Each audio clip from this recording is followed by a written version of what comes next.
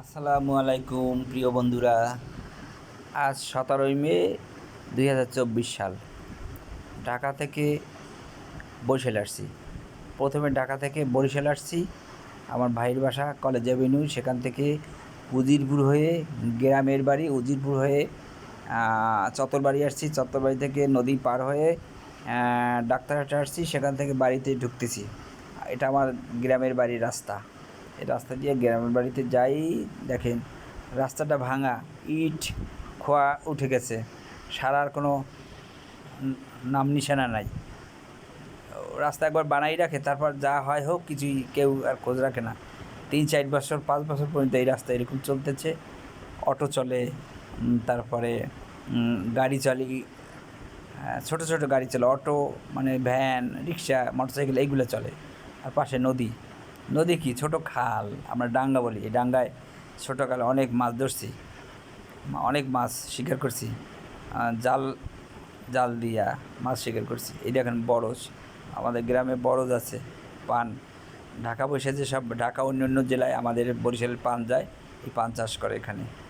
এখানে পান চাষ করে। এই দেখেন মিঠো পথ, চতুর্দিকে গাছ আর গাছ। আর সামনে আমার এক পাশের বাড়ির এক ভাই, সে মুরগির ফার্ম দিয়েছে। সেখানে মাছেরও চাষ করছে। এখানে মাছের চাষ আছে, মাছের চাষ করে এখানে, মাছের চাষ। আর ওখানে মুরগির ফার্ম। সবসময় মাছ সবসময় চলে, কিন্তু মুরগি সবসময় চলে না। মুরগির সিজন অনুসারে চলে। একটা দোকান দিছিল, কিন্তু রাস্তার পাশে এখানে লোকজন কম, তো যার জন্য দোকান আর চলে না সম্ভবত। এখন এটা ব্যবহার করা হচ্ছে না। আর এই যে রাস্তা দিয়ে হাঁটতেছি, আর আমাদের বাড়ি যেতে আর বেশি 5-7 মিনিট লাগতে পারে সর্বোচ্চ। এই এখানেও রাস্তা ভাঙা। দেখেন রাস্তা সংস্কারের কোনো ব্যবস্থা নাই। সরকার একটা কাজ করে ঠিকই, কিন্তু সেটা রক্ষণাবেক্ষণও করে না। আমাদেরও দোষ আছে। রাস্তায় ভারী যানবাহন চললে তো রাস্তা নষ্ট হয়ে যায়। এই আমাদের আগের মসজিদ, আমাদের ছোটোকালের যে মসজিদ ছিল, এখনও মসজিদ আছে, কাটাপাড়া মসজিদ। কাটাপাড়া মসজিদের ইমাম সাহেবের বাড়ি। এই ইমাম সাহেব এখন ঢাকায় অসুস্থ, হাসপাতালে ভর্তি আছে। প্রিয় বন্ধুদের কাছে তার জন্য দোয়া চাই, তিনি যে সুস্থ হয়ে যান। তিনি আমার একটা বই সম্পাদনাও করেছেন। আমার একটা ইসলাম বই আছে, সহজ পথ, সেটি সম্পাদনা করেছে। বন্ধুরা, এই প্রাইমারি স্কুল এখন 3 তলা।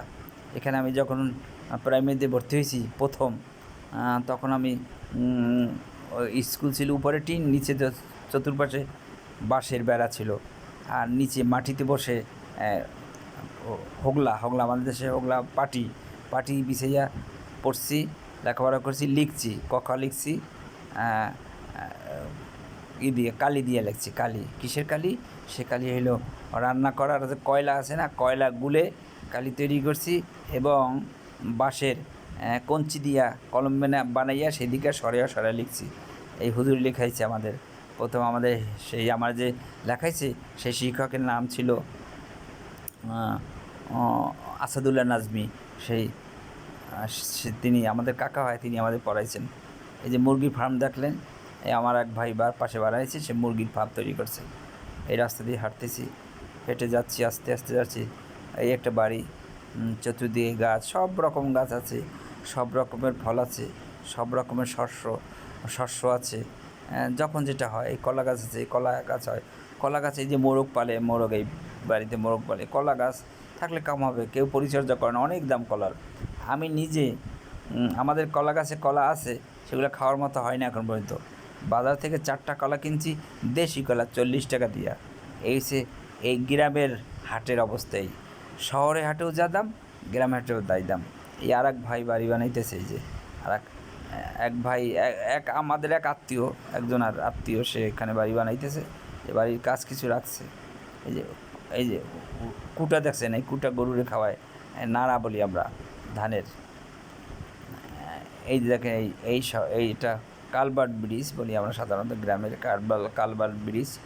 এই কালভার্ট ব্রিজ দিয়ে আমরা যাওয়া আসা করি। আমি এই বাড়ির ভিতরে ঢুকছি, সামনে একটা বাড়ি আছে, এই বাড়ির নাম ডাকুয়া বাড়ি। এক এক অঞ্চলে এক এক গোষ্ঠী আছে। এইটা ডাকুয়া বাড়ি।